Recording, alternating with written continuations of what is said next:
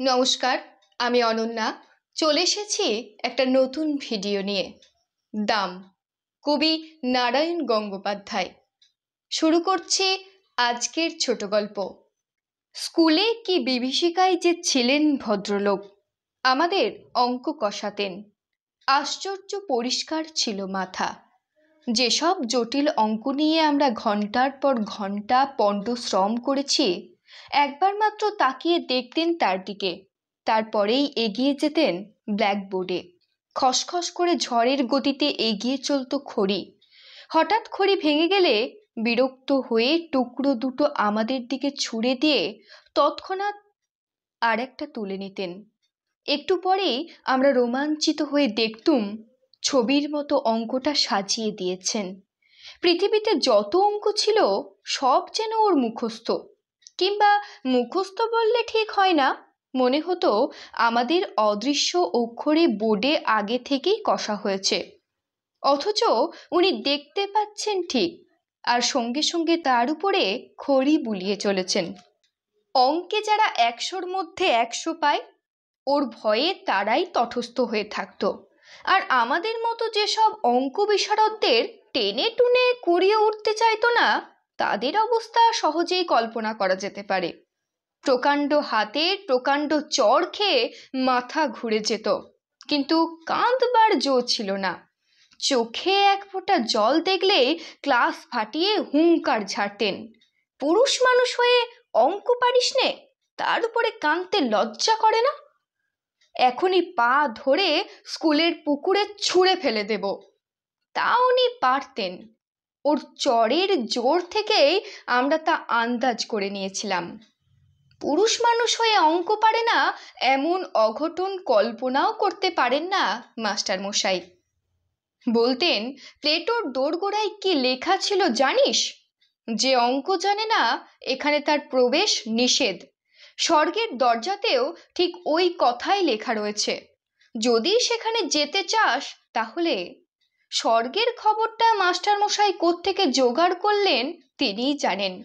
Plato কে, তার দরজা দিয়ে ঢুকতে না পারলে কি ক্ষতি হবে, এই নিয়ে আমরা কোনো দিনই মাথা ঘামাইনি।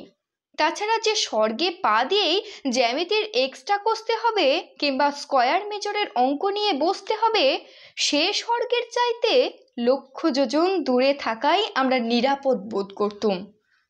ম্যাট্রিকুলেশনের গণ্ডি পার হয়ে অঙ্কের হাত থেকে রেহাই পেলুম, মাস্টার মশাইয়ের হাত থেকেও। কিন্তু অঙ্কের যে বিভীষিকা মন থেকে গেল না।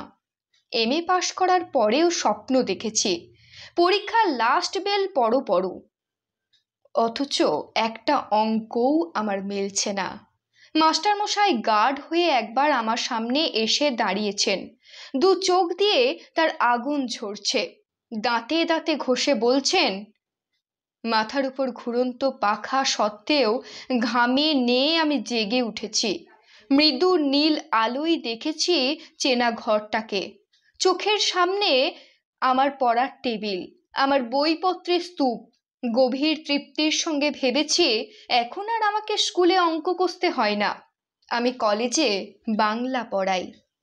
একদিন একটি পত্রিকার পক্ষ থেকে ফরমাশ এলো, আমার ছেলেবেলার গল্প শোনাতে হবে। আমি জানালুম, লেখক হিসেবে আমি নিতান্তই সামান্য ব্যক্তি। আমার ছেলেবেলার গল্পে কারোর কোনো কৌতূহল নেই। তাছাড়া এমন কোনো স্মরণীয় ঘটনা ঘটেনি যে আসর করে তা লোককে শোনাতে পারি। কিন্তু কর্তৃপক্ষ ছাড়লেন না। তারা জানালেন, সাহিত্যের ইন্দ্রচন্দ্র মিত্র বরুণেরা কেউ তার বিশেষ পাত্তা দেয়নি। অতএব আমি ভাবলুম তাহলে নির্ভয়ে লিখতে পারি। ওরা নিজেরা ছাড়া ওদের কাগজের বিশেষ পাঠক নেই, সুতরাং আমার আত্মকথা কারোর কাছে স্পর্ধার মতো মনে হবে না। কয়েকটি ঘরোয়া মানুষের কাছে ঘরোয়া গল্প বলবো, ওটা প্রীতির ব্যাপার, পদমর্যাদা নয়। কাগজ কলম নিয়ে বসে গেলুম। মনে এলো মাস্টার মশাইয়ের কথা, লিখলুম তাকে নিয়েই। ছবিটা যা ফুটলো তা খুব উজ্জ্বল নয়।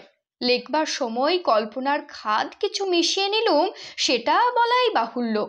সেই সঙ্গে সদুপদেশও একটু বর্ষণ করেছিলুম। মূল কথাটা এই ছিল, অহেতুক তাড়না করে কাউকে শিক্ষা দেওয়া যায় না। গাধা পিটিয়ে ঘোড়া করতে গেলে গাধাটাই পঞ্চত্ব পায়। তার প্রমাণ আমি নিজেই। মাস্টারমশাই আমাকে এত প্রহার করেও অঙ্ক শেখাতে পারেননি, বরং যা শিখেছিলুম তাও ভুলেছি। এখন 2 আর 2 4 না 5 তা নিজের মধ্যে সন্দেহ জাগে। পত্রিকার কর্তৃপক্ষ খুশি হয়ে আমাকে 10 টাকা দক্ষিণা দিয়ে গেছেন। মাস্টারমশাইয়ের কাছ থেকে এটুকুই আমার নগদ লাভ। তারপরে আরও অনেক দিন পার হয়ে গেল, সেই লেখার কথা ভুলে গেলুম মাস্টারমশাইকেও। বয়স বেড়েছে, বিনিদ্র রাত্রি যাপনের মধ্যে অনেক সমস্যা দেখা দিয়েছে জীবনে। বর্তমানের দাবিটা এত বেশি জোরালো যে স্মৃতির দিকে তাকাবার অবসর পর্যন্ত মেলে না। এমনি সময় বাংলাদেশের এক প্রান্তের একটি কলেজ থেকে ডাক এলো, ওদের বার্ষিক উৎসব, অতএব আতিথ্য নিয়ে যেতে হবে ওখানে এবং বক্তৃতা দিতে হবে। এই সব উপলক্ষেই বিনা পয়সায় বেড়ানো যায়। তাছাড়া কলকাতা থেকে কেউ বাইরে গেলেই তার রাজোচিত সম্বর্ধনা মেলে। এখানকার চড়ুই পাখিও সেখানে রাজহংসের সম্মান পায়। কলকাতা থেকে দূরত্বটা যত বেশি হয়, আমাদের মতো নগণ্যের পক্ষে ততই সুখাবহ। আমি সুযোগটা ছাড়তে পারলুম না। গিয়ে পৌঁছতেই চা, খাবার, আতিথেয়ত্বের উচ্ছ্বাস। ছেলেরা তো এলোই, 2-4 জন সম্ভ্রান্ত লোকও এসেছিল, বিনীতভাবে আলাপ করে গেলেন। এমনকি খান কয়েক অটোগ্রাফের খাতা পর্যন্ত এগিয়ে এলো। রোমাঞ্চিত কলেবরে আমি স্বাক্ষরের সঙ্গে সঙ্গে বাণী বিতরণ করতে লাগলুম। ব্যক্তি হিসেবে আমি যে এত মূল্যবান, এর আগে কে ভেবেছিল সে কথা?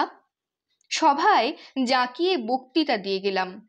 রবীন্দ্রনাথ থেকে 12টা উদ্ধৃতি দিলুম, কার একটা ইংরেজি কোটেশন চালিয়ে দিলুম বার্নার্ড শয়ের নামে।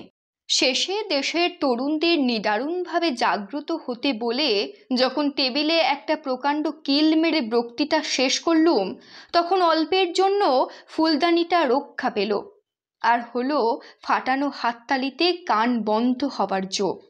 বুড়ো প্রিন্সিপাল পর্যন্ত মুগ্ধ হয়ে আমাকে বললেন, ভারী চমৎকার বলেছেন আপনি, যেমন সারগর্ব তেমনি সুমধুর।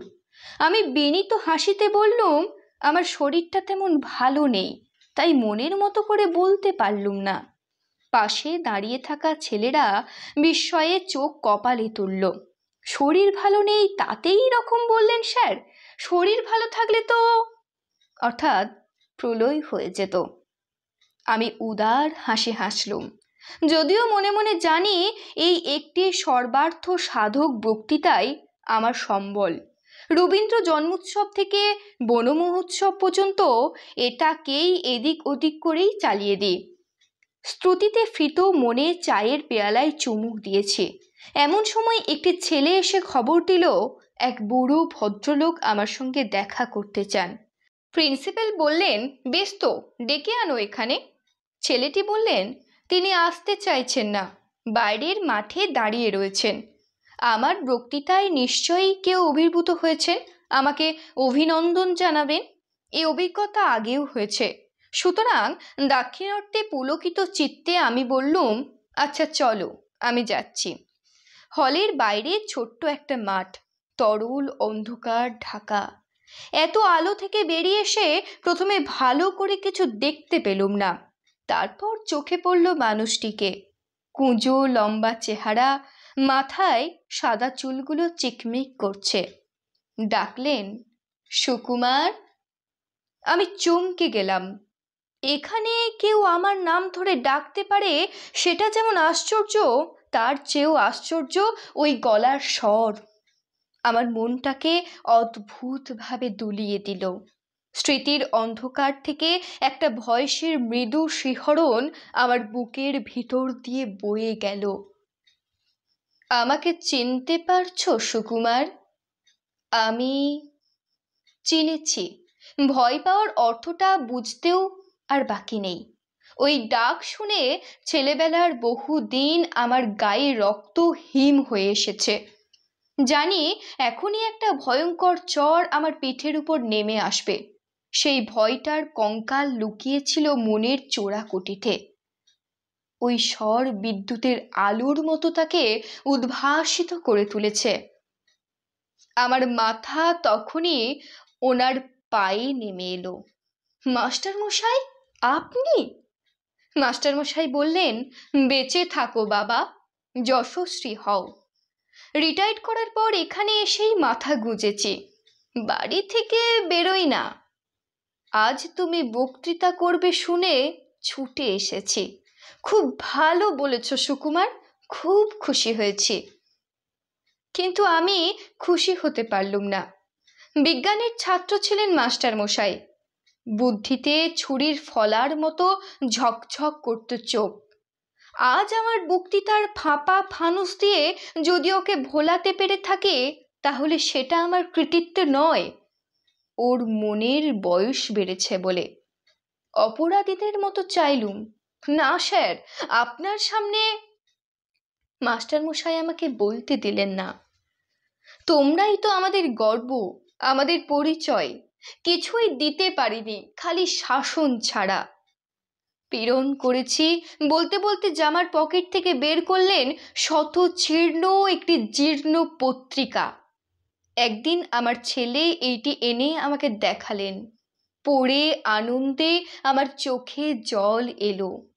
কত কাল হয়ে গেল, তবু সুকুমার আমাকে মনে রেখেছে, আমাকে নিয়ে গল্প লিখেছে।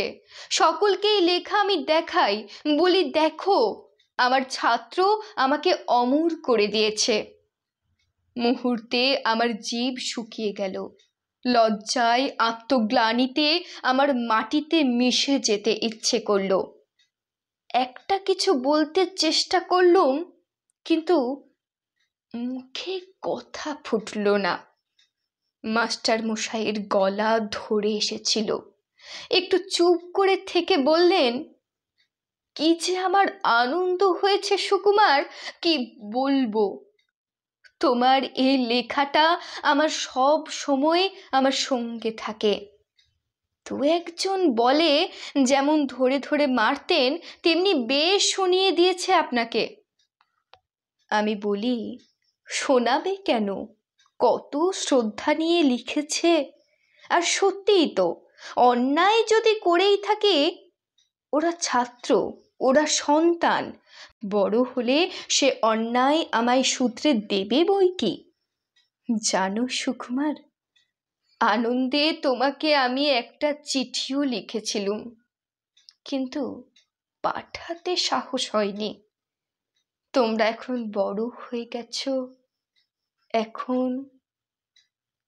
আর বলতে পারলেন না। আবছা আলোয় অভ্যস্ত হয়ে উঠেছিলুম। দেখলুম মাস্টার মশাইয়ের চোখ দিয়ে জল পড়ছে।